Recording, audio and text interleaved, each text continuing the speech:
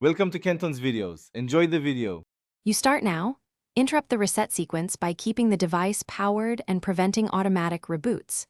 If you see a progress bar, press and hold the power button for 10-15 seconds to force shutdown.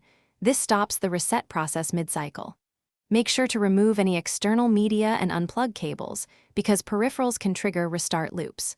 Once the device is off, do not power it back immediately. Wait 10-20 seconds, so volatile commands clear from memory, before continuing to the next step.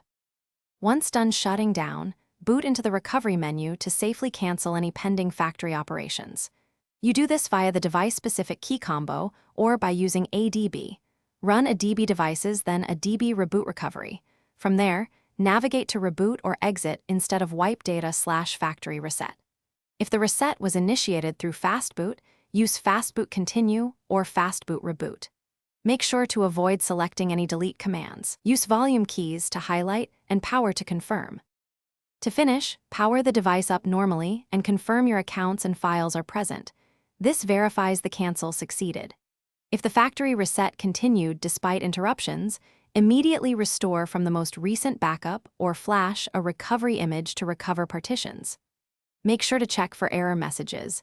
If you see persistent boot loops, perform controlled power cycles. Wait 30-60 seconds between attempts or seek professional repair. One tip: keep backups current so data loss is limited. If Thanks for watching. Consider subscribing if we helped you.